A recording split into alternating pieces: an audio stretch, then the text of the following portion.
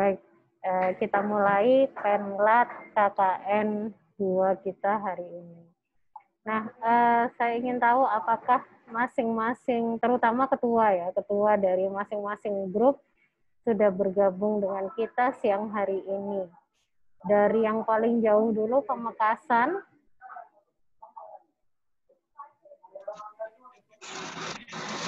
Kalau Pamekasan hadir, oke. Dari Lamongan, hadir? Lamongan hadir?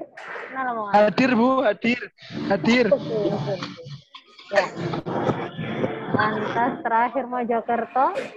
Hadir, Bu, hadir. Iya, Ima dari Boyolali saya anggap sudah terwakili oleh Rizal ya. Oh, anaknya hadir kok, Bu. Oh, anaknya hadir. Bu. Anaknya siapa, Zal? Ya, Ima, Bu. Oke. Begini, untuk Penlat 2 ini hasil output yang diharapkan dari acara kita hari ini adalah proposal yang sudah terumus dan terwujud. Nah, saya ingin tahu di sini banyak noise ya. Sebentar.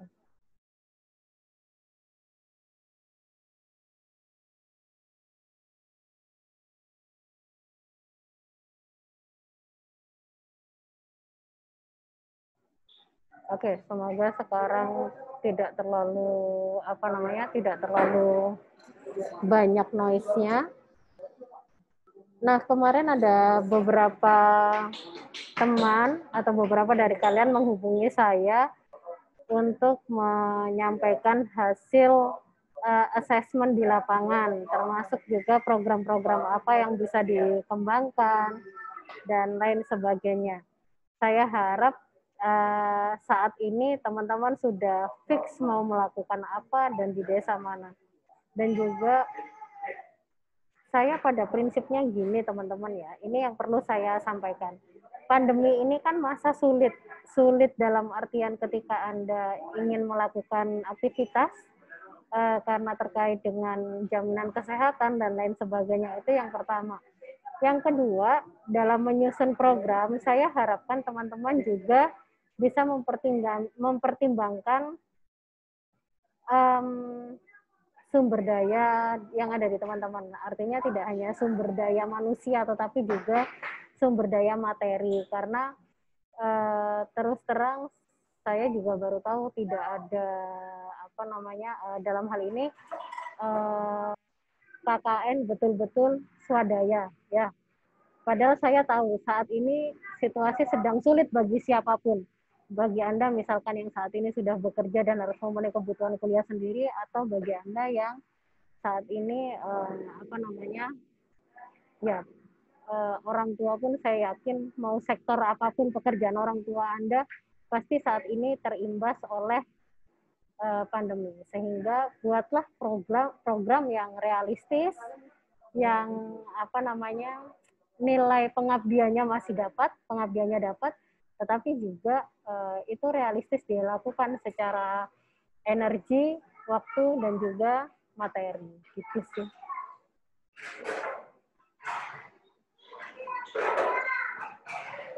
Oke, atau kita dengar dulu aja ya dari masing-masing daerah seperti apa gitu ya.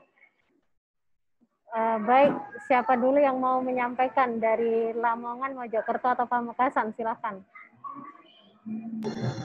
Ini Bu, Lamongan Bu.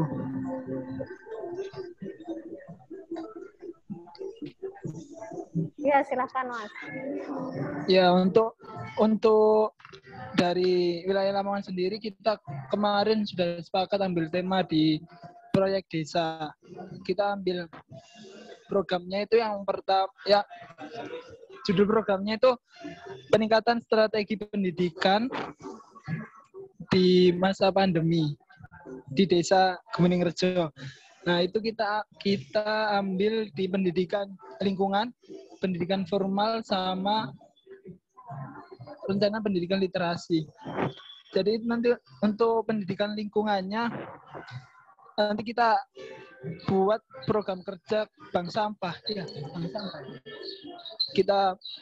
Kita buat program kerja seperti bank sampah gitu. Terus nanti di pendidikan formalnya kita mengajar di instansi pendidikan yang ada di desa tersebut.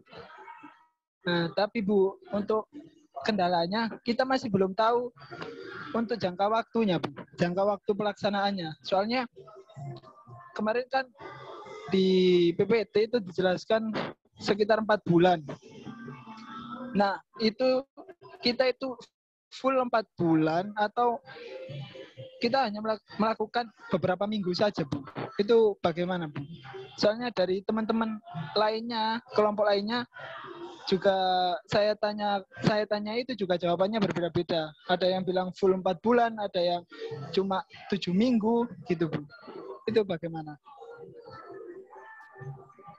Oke, terima kasih. Terus Ya, dilanjut dulu.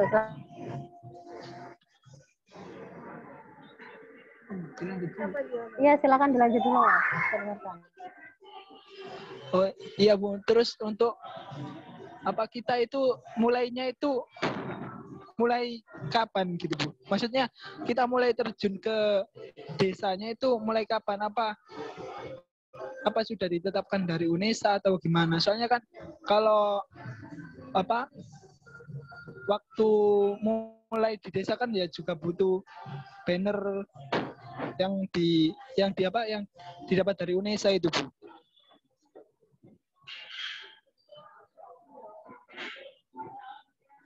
Gitu, Bu. Sementara itu aja. Baik, terima kasih. Saya coba respon satu persatu, tapi mohon maaf kalau di sini noise-nya lumayan ini ya. Karena seperti yang saya tulis di chat, tiba-tiba ada pengunjung baru datang, bawa balita banyak. Begini, terkait dengan waktu pelaksanaan KKN. Kalau di surat, jadi memang KKN itu dilaksanakan per kemarin ketika teman-teman pelepasan, tanggal 22 atau 23 ya? 23 sampai 22 Juni atau lebih kurang 4 bulan. Tapi 4 bulan itu bukan berarti full pelaksanaan. Karena 4 bulan itu sudah meliputi mulai dari survei, lantas penyusunan proposal, hingga nanti Anda penyusunan laporan dan seminar hasil KKN di bulan Juni itu. Jadi asumsi saya kalau tapi memang begini ya. Jadi memang di DPL sendiri itu masih belum ada hingga saat ini gambaran pasti apakah KKN itu dilakukan selama full 4 bulan Anda harus melakukan kegiatan di lokasi atau bagaimana. Itu tidak ada. Semuanya itu diserahkan berdasarkan interpretasi DPL. Nah, kalau saya ambil jalan tengahnya. Artinya jalan tengah itu bagaimana? KKN Anda selesaikan sampai akhir Mei. Artinya program di desa itu Anda bisa sampaikan ke kepala desa misalkan sampai akhir Mei. Sementara pada bulan Juni Anda sudah mulai menyusun laporan, tapi menyusun laporan itu kan Anda misalkan perlu masih mengumpulkan data-data di lapangan untuk kelengkapan laporan. Nah, itu bisa Anda sampaikan pada kepala desa setempat. Mungkin Anda masih akan berada di sana hingga pertengahan Juni untuk menyelesaikan laporan. Bentar ya.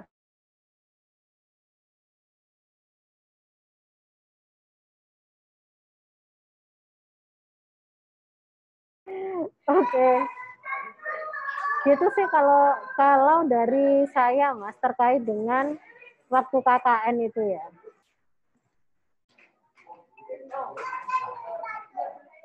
Halo? Iya, Bu. Iya, Bu. Baik. Berarti kita ini untuk mulai pembukaan kita nunggu dari UNESA, Bu. Sebenarnya kalau pembukaannya udah pada saat pelepasan kemarin, Anda bisa langsung beraktivitas di di desa masing-masing. Iya, demikian. Siap. Atau gimana? Enggak, soalnya kemarin itu ada teman saya yang bilang, katanya kita pembukaan nunggu banner dari UNESA dulu gitu. kemarin dari kelompok lain bilangnya seperti itu. Oh iya, jadi begini, maksudnya pembukaan adalah ketika Anda secara resmi melakukan kegiatan di sana, begitu kah? Iya, iya. Nah, itu Mas. Informasi tentang bannernya kapan itu sampai sekarang masih belum ada. Saya yakin kan juga teman-teman ketua ini punya grup sendiri ya, ketua KKN dengan koordinator KKN, koordinator DPL. Anda sudah tergabung di grup ketua itu ya? Sudah, Bu. Sudah. Nah, di sana sendiri saya yakin juga masih belum ada informasi tentang kapan banner akan diserahkan pada Anda ya. Sementara kalau menunggu banner itu pasti akan memerlukan waktu. Jadi saran saya itu kan terkait dengan perizinan di desa. Nah, tetap aja ajukan surat seperti yang kemarin. Lantas kalau ditanya ini ini dimulainya kapan? Nah, saya memberikan ini ya pada teman-teman, memberikan kewenangan pada teman-teman untuk misalkan untuk menentukan, misalkan Anda siap pada pertengahan Maret, silahkan mau ada banner atau belum ada banner, Anda sudah bisa memulai KKN di sana gitu. Nanti kalau misalkan ternyata banner, karena kalau nunggu banner saya tidak yakin dalam 1-2 minggu mendatang banner itu sudah diberikan pada teman-teman.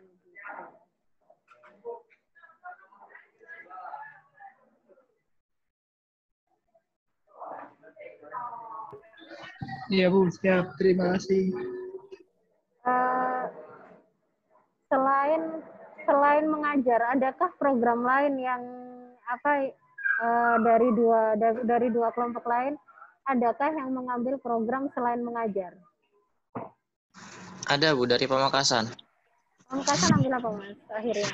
Ambil program kegiatannya itu program kegiatan desa sehat yang pertama, yang kedua program kegiatan edukasi KWU, dan yang ketiga itu ada program kegiatan pengembangan potensi SDA gitu, Bu. Ambil 3 nggak kebanyakan tak kalian itu? Kenapa nggak satu aja difokuskan? Biar ini, Bu, biar nggak itu aja gitu loh, Bu. Ini saran saya, kalian sudah mengkomunikasikan itu ke kepala desa nggak? 3 program itu? Sudah. Sudah. Iya. Gimana? Terus tanggapan kepala desa bagaimana?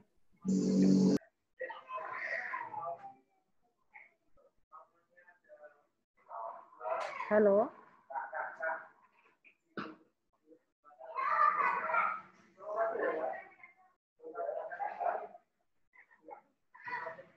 Nah, begini, kalau itu sudah dikomunikasikan ke kepala desa, ya tidak ada masalah. Cuman berarti kan ada banyak sekali aktivitas teman-teman di sana. Nah, bisa jadi, bentar.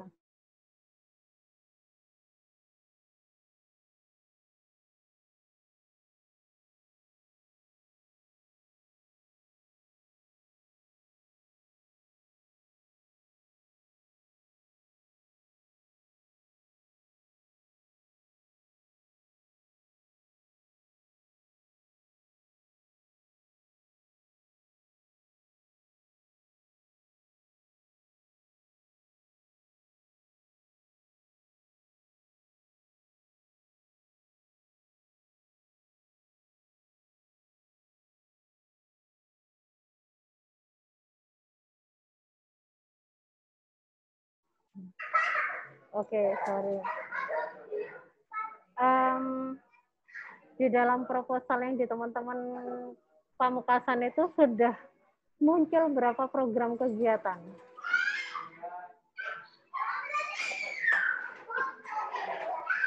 Untuk lengkapnya sebenarnya sudah ada RPDP yang dibuat, Bu. Kenapa? Apa bisa dipresentasikan? Ada berapa, Mbak? Sorry. Atau bisa ditulis di kolom chat.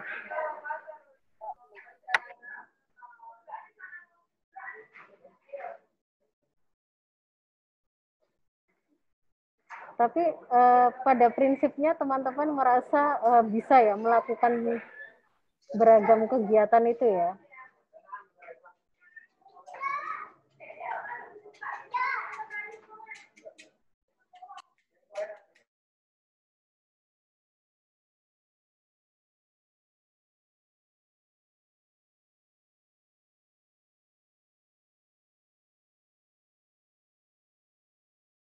Sebentar ya. Oke, di sini karena noise-nya lumayan banyak, tunggu sebentar.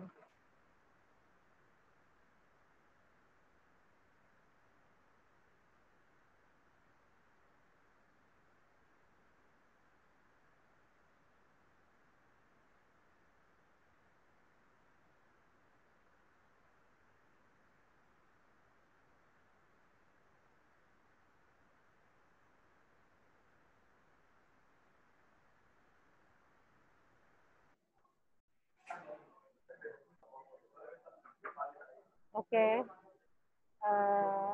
alhamdulillah pengunjung dengan banyak balita tadi sudah bepergian. Saya lanjutkan teman-teman. Untuk tadi yang di Pamekasan, oh ya silakan kalau mau presentasi boleh.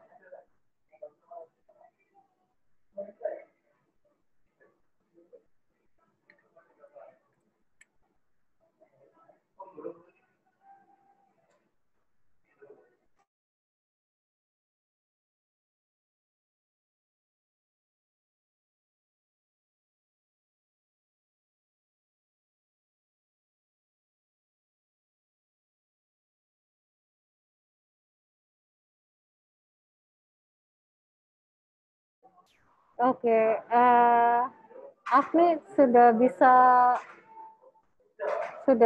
share slide kalau mau, silakan.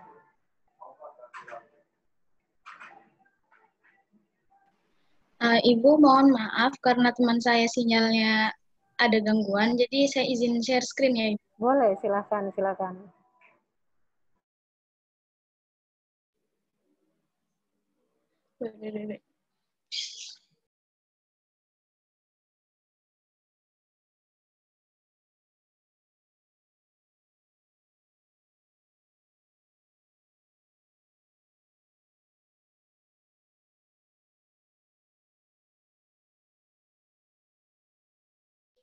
Apakah sudah terlihat?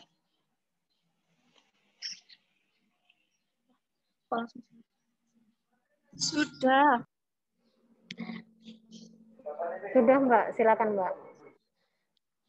Jadi kami dari kelompok KKN UNESA Pamekasan, kelompok 2, kami kemarin sudah menyusun proposal untuk kegiatan selama kurang lebih 4 bulan tersebut. Tapi untuk rincian kegiatannya, timeline-nya kami belum tahu pasti. Jadi kami susun program-programnya saja seperti berikut. Judul programnya optimalisasi peran elemen masyarakat desa Bunder dalam membangun SDM di masa pandemi COVID-19 melalui bidang pendidikan, ekonomi, dan kesehatan. Latar belakangnya dari Tridharma perguruan tinggi, pendidikan dan pengajaran, penelitian dan pengembangan, dan yang terakhir ada pengabdian masyarakat. Lalu Tridharma ini kami implementasikan dalam KKN di Desa Bunder, Kecamatan Pademawu, Pamekasan.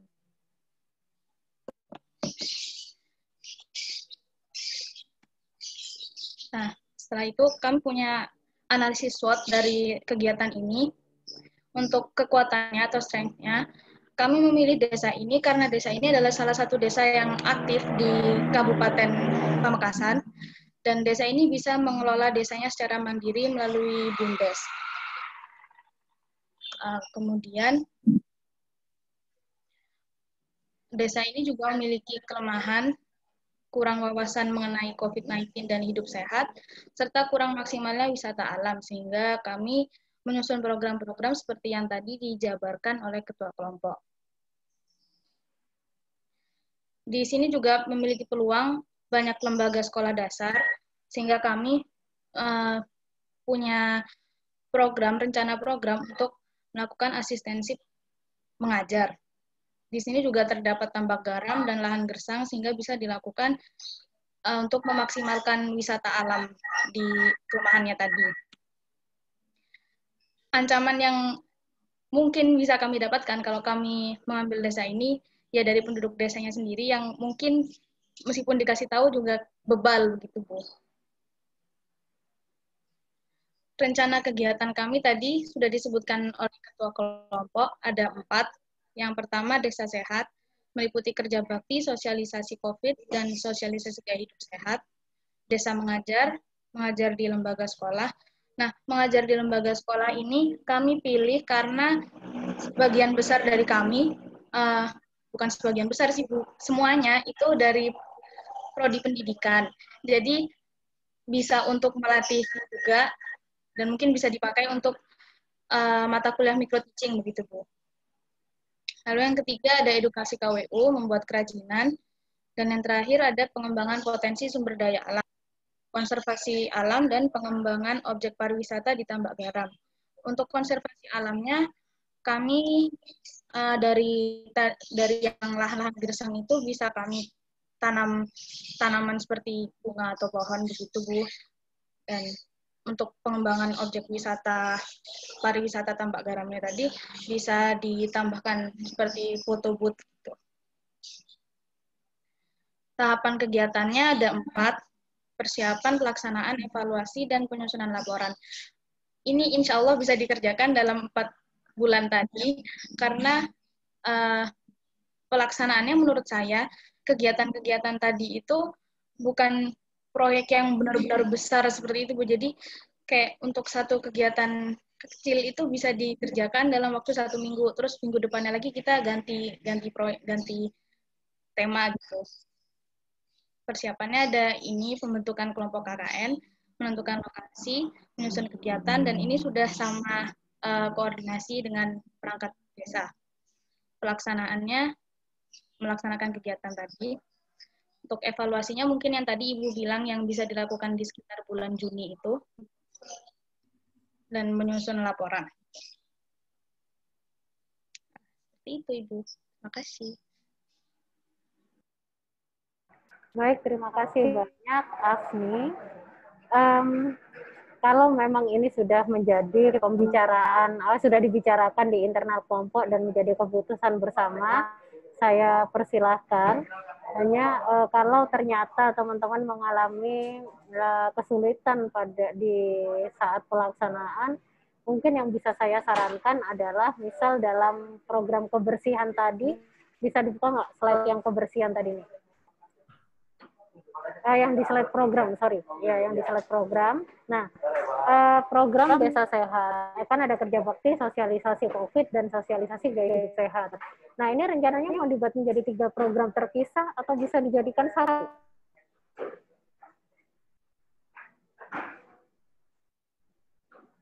Halo? Sepertinya akan dijadikan 3 program terpisah.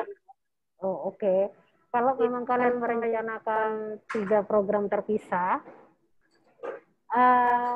ya tidak apa-apa gitu. Sekali lagi itu karena teman-teman yang melaksanakan di lapangan ya, teman-teman yang bisa mengukur diri seberapa daya atau kemampuan teman-teman melaksanakan program.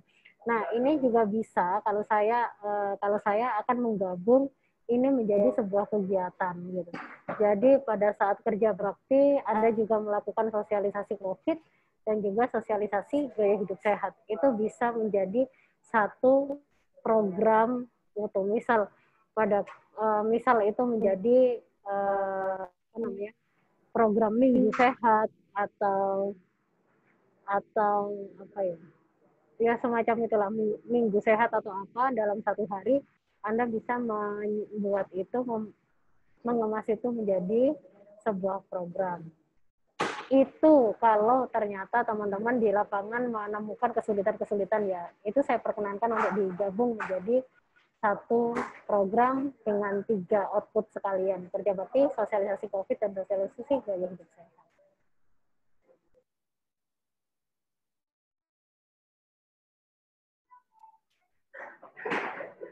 Oke, cek suara saya masuk? Masuk Ibu. Masuk. Tadi putus-putus nggak? Iya, putus-putus.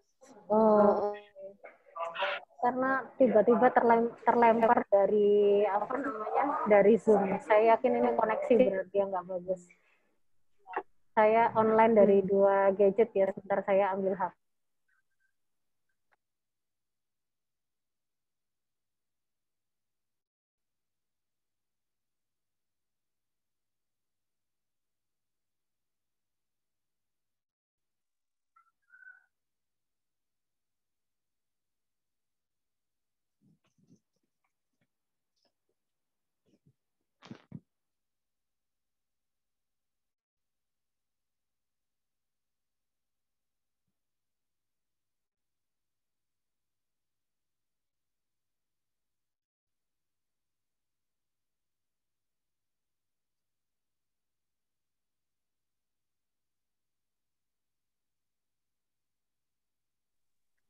Cek suara saya lebih jelas? Iya Bu, sudah terdengar. Lebih jelas ya, ya udah. Screen-nya saya pakai laptop, suara saya pakai HP.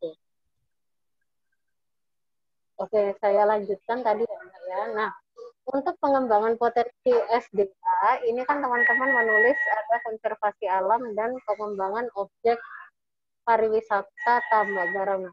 Pengembangan objek pariwisata ini yang dimaksud bagaimana nanti bentuk kegiatannya?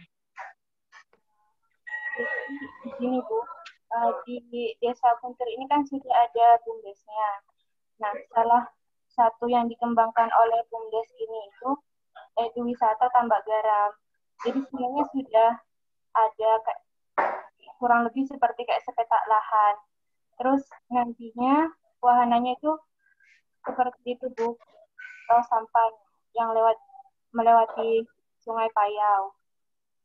Nah, rencana yang saya tanyakan ke kepala desanya itu, wahana itu baru akan dibuka saat masuki bulan puasa. Nah, kami lihat di situ juga belum terdapat spot-spot. Jadi, nantinya rencana kami akan membangun spot di sekitar wisata tambak garam tersebut. Membangun apa Mbak? Sorry. Membangun foto booth Ibu, seperti tempat foto. Oh, oke. Membangun foto booth di situ. Nah, ini harus dijelaskan bentuknya seperti apa ya, termasuk foto booth yang dibuat itu akan seperti apa. Teman-teman sudah berhitung belum untuk pengeluaran foto booth itu seberapa besar? Masih belum Ibu. Soalnya kemarin sama kepala desanya masih diarahkan untuk menemui perangkat dari BUMDesnya. Oh, oke.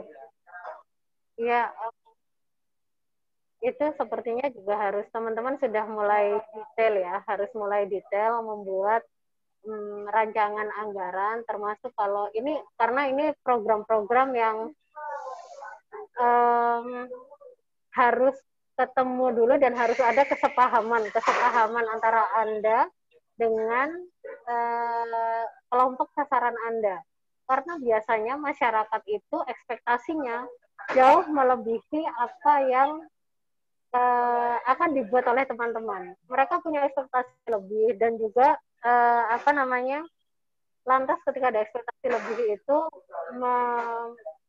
saya tidak mengatakan bahwa pasti seperti itu kejadiannya, tapi ada banyak kejadian lantas kelompok sasaran ini menekan kelompok KKN agar mau memenuhi ekspektasi tersebut. Nah, untuk menghindari hal tersebut, maka perlu kesepahaman di awal bahwa pengembangan objek pariwisata ini kan sangat abstrak. Nah, implementasinya adalah membuat foto booth. foto booth-nya yang bagaimana itu juga nanti dijelaskan gitu.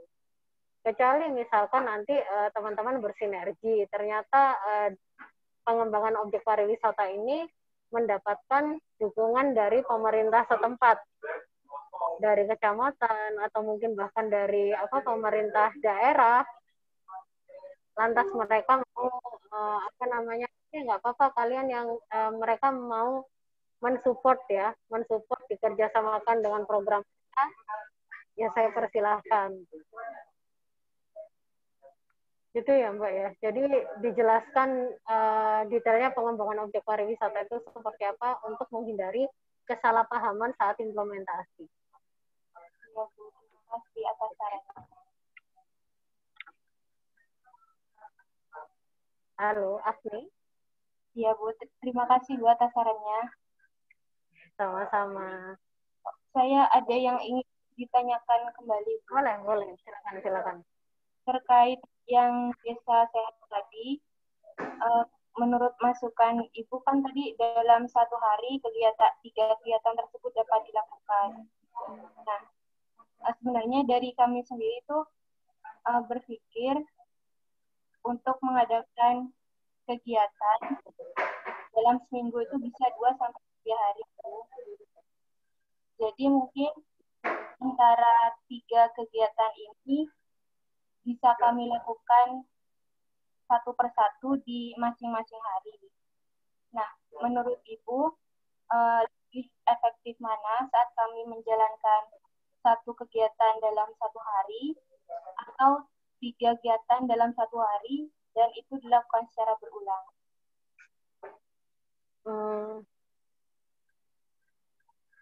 Kalau bicara efektivitas, itu kan kita juga harus melihat karakter dari kelompok sasaran dari program kita ya.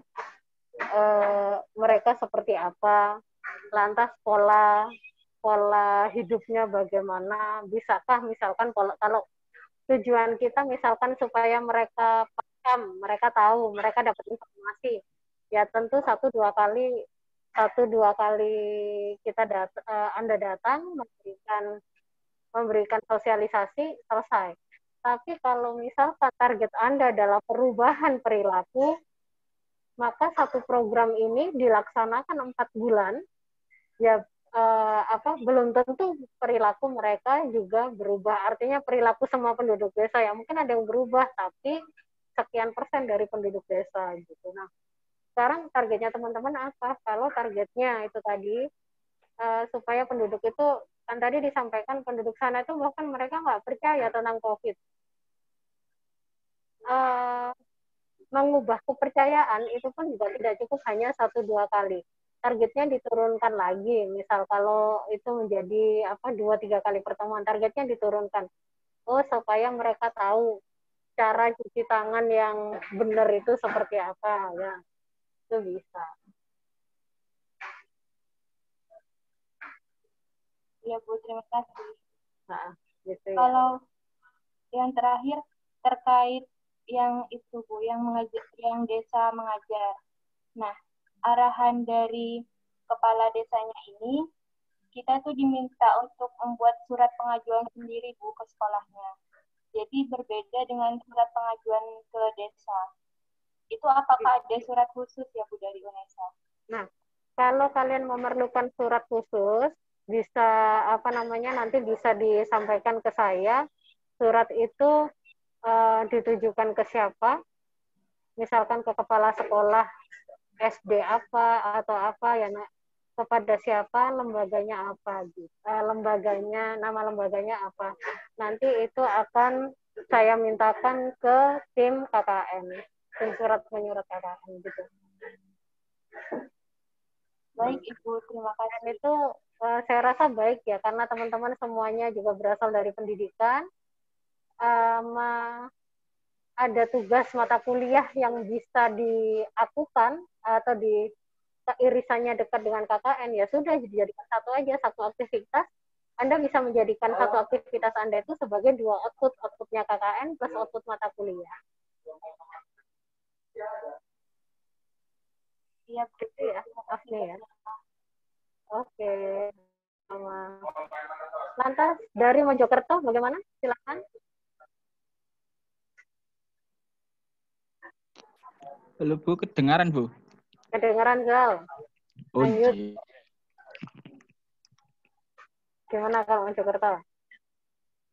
Untuk dari Mojokerto sendiri kemarin kan udah survei yang 2 itu.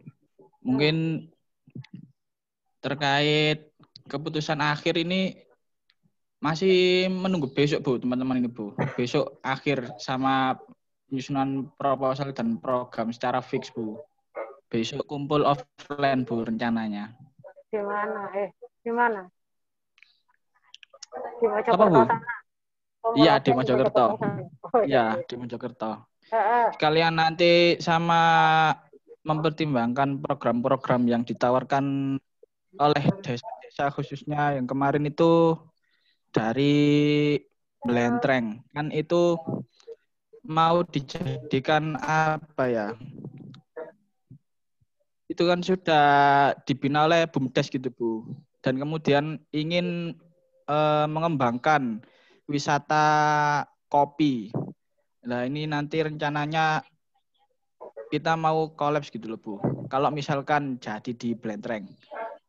Jadi sama-sama mengelola kopinya, nanti dibuat penggilingan, kemudian jadi bubuk. Lah nanti rencananya itu desa itu kan inginnya go ekspor Bu nanti. Oke. Jadi Oke, masih saya. kalau terkait progres mungkin masih belum seperti kelompok-kelompok yang lain Bu. Kalau bahkan desanya aja masih galau yang mana gitu ta? Iya Bu. Besok terakhir pokoknya anak itu. Iya, nggak apa-apa.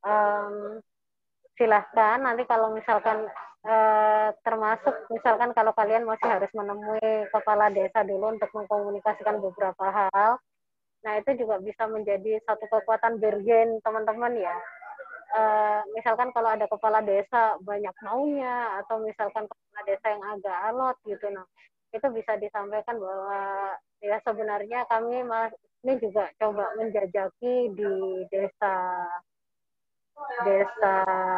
lain gitu ya.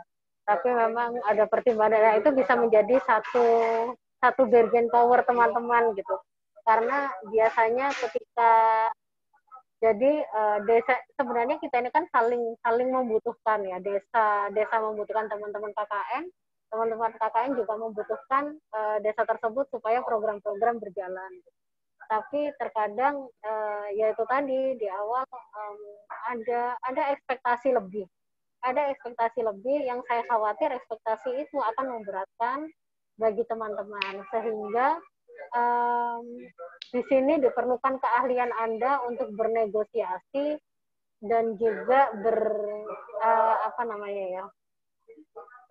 bernegosiasi dan berkomunikasi dengan kepala desa atau aparat setempat terkait dengan apa yang bisa dilakukan teman-teman nanti. Dan kalau memang masih mempertimbangkan 2 desa, Anda juga bisa menyampaikan itu. Misal kalau menemui kesulitan atau hambatan dengan perangkat. Tapi kalau misalkan tidak menemukan hambatan tersebut, dua desa ini sama-sama support, ya berarti tinggal teman-teman mana yang lebih nyaman, lebih mudah, lebih terjangkau. Nah, ini mungkin salah satunya juga kesulitannya dua-duanya sama-sama support Bu. Ya syukurlah kalau dua-duanya sama-sama support. Atau jangan dua-duanya masih ada hubungan family dengan teman-teman yang KKN. Nah, itu malah lebih oke lagi gitu. Supportnya tidak diragukan lagi gitu. Nah, catatan terakhir saya teman-teman begini. 1, terkait dengan teknis ya, terkait dengan teknis KKN. Itu memang karena KKN selama 4 bulan, ini memang masih tahun perdana. Artinya trial and error. Sampai sekarang masih belum ada mekanisme jelas bagaimana 4 bulan ini harus dilakukan. Kapan startnya dimulai dan segala macamnya. Ketika saya diskusi dengan beberapa DPL, asumsinya ya ini sudah surat itu sudah diluncurkan ke perangkat desa per tanggal 22 Februari kemarin. Teman-teman sudah menerima suratnya kan ya yang kemarin itu. Tinggal Sudah, diganti Bu, ke siapa dan sudah. ke siapa. Nah, tentu ketika surat itu diberikan, maka asumsi masing-masing kepala desa itu kan akan berbeda-beda. Ada yang asumsi berarti per tanggal tersebut teman-teman sudah ada di sana untuk melakukan KKN. Ada yang asumsinya oke, berarti Anda mulai kapan naik? Asumsinya soal itu tadi, survei dan segala macamnya. Sehingga kalau saya sendiri merasa bahwa yang tahu kondisi lapangan, yang tahu medan di lapangan, yang berinteraksi dengan perangkat desa setempat, itu Anda. Sehingga saya memberikan kewenangan pada teman-teman untuk menentukan, misalkan, oke Pak, kami akan memulai KKN misalkan, per awal Maret, per minggu kedua Maret, sampai nanti di akhir, seperti itu. Gitu ya. Yang kedua itu terkait dengan teknis. Bahkan misalkan kemarin ada yang nanya format proposal bagaimana. Ketika saya tanyakan, itu jawabannya ya format proposal seperti biasanya aja gitu. Nah, ya sudah, monggo dibuat. Yang penting ada latar belakang, lantas waktu, ada program kegiatannya seperti apa, dan anggaran itu yang paling penting. Penting untuk melihat seberapa realistis itu bisa diimplementasikan teman-teman. Kalau dari saya begitu. Ya. Baik, Bu. Jangan mempersulit diri sendiri kalau memang bisa dibuat mudah. Saya pada prinsipnya itu. Bu, izin bertanya, Bu. Boleh, sangat boleh, silakan. Bu, apa ada jangka waktu minimal untuk pelaksanaan program? Untuk pelaksanaan program, jangka waktu minimal itu, nah kalau programnya teman-teman mengajar 1 bulan itu kayaknya udah minim ya. Masa ngajar cuma 2 minggu toh? Kalau saya sih begini, 4 bulan pelaksanaan itu setidaknya teman-teman 2 bulan melaksanakan program, paling ini ya, paling minim 2 bulan, yang 1 bulan untuk persiapan, 1 bulannya lagi untuk laporan dan juga laporan dan juga sampai pada seminar hasil KKN.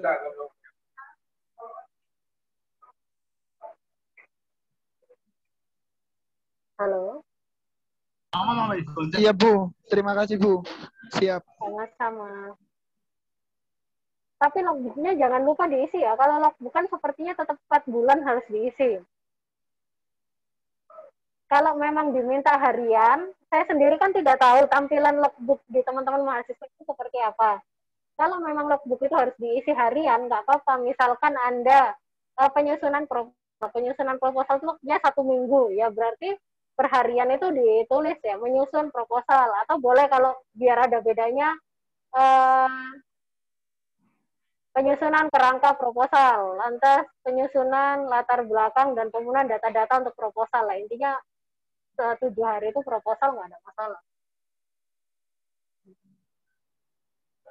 Lainnya? Izin tanya, Bu. Boleh. Terkait logbook itu yang isi apakah ketua saja, Bu? Ya iyalah, ketua. Baik, Bu. Ketua saja. Ketua saja yang bisa mengisi logbook itu. Nah, itu langsung terkonek dengan akun-akun anggota. Mestinya demikian. Ya, saya tadi masih bingung yang terkait apakah ngisinya itu harus 1 hari sekali atau bagaimana itu loh, Bu. Nah, itu kalau di soalnya kan tampilannya itu kan tanggalnya bisa dipilih gitu loh, Bu, maksudnya. Meskipun ngisinya sekarang tapi tanggalnya 1 minggu yang lalu itu masih bisa kok gitu, Bu. Nah ya, masih bisa kan. Tapi untuk pengisian tanggal itu ada 2 ini enggak? Misalkan sekian sampai sekian gitu. Ada nggak? Nggak ada. Nah, kalau tidak ada, itu berarti harian. Anda boleh mengisinya misalkan nanti di akhir Maret gitu. Tapi kan tetap aja harian, ngapain setiap hari. kalau pengen dibantu sama wakil ketua atau sekretaris atau yang lain ya, misalkan dalam satu tim itu ada bagian logbook gitu, dia yang harus update logbook aja di PR-nya gitu. Nah, ya berarti silakan share akun dengan bagian logbook itu, karena hanya bisa diisi dari akunnya ketua.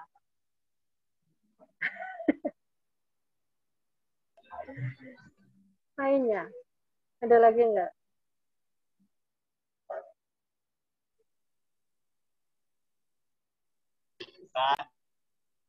Terus untuk permintaan apa namanya, ini sudah Mei izin bertanya.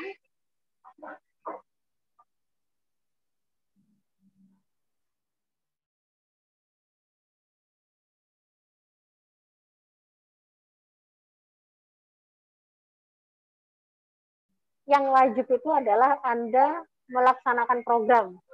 Mau programnya apa, itu sudah ada pilihan-pilihannya. Jadi silakan dipilih. Nggak ada program wajib dari kampus misalkan. Harus mengajar, harus pendampingan apa namanya, ekonomi dan lain sebagainya, nggak ada. Gitu, Mai. Semoga menjawab ya. Ada lagi pertanyaan? Bu, terus kemarin itu Bu, dari kelompok saya kan ada pergantian ketua. Sedangkan di SIM KKN itu tertulis kalau ada pergantian disuruh menghubungi pihak apa? PPTI. Koordinator KKN itu. Oh ya, PPTI. Itu bagaimana, Bu? Ya wes ya dihubungi. Kenapa pergantian ketuanya itu, Mas? Itu ketua yang awal ikut KKN MBKM. Iya. Yang ilmu ekonomi itu, Islam. Itu coba tanyakan ke ini ya. Apa namanya? Ingatkan ke koordinator KKN ya, Pak Jeki. Ada kan yang di grup ketua-ketua itu? Karena itu Pak siapa, Bu? Pak Jeki.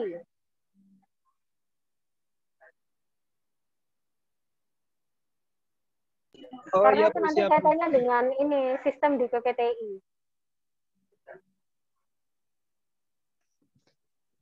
Iya, Bu, siap. Oke. Proposalnya saya tunggu ya, teman-teman ya. Setidaknya Anda harus unggah itu kapan? Yang paling penting sih ini ya, apa namanya?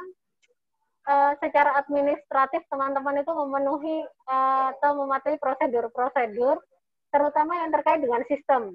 Misal, kalau ternyata proposal itu harus diunggah terakhir 2 Maret misalkan. Nah, pastikan bahwa jangan sampai proposal itu telat terunggah di 2 Maret. Karena kalau seperti itu, maka ya kalau kaitannya dengan sistem itu kan otomatis akan terdrop ya, dianggap teman-teman tidak menyusun proposal. Nah, sesegera mungkin uploadlah proposal, bahwa misalkan nanti ada perbaikan dan segala macam, itu kan bisa didiskusikan dengan saya, artinya di lapangan lebih fleksibel daripada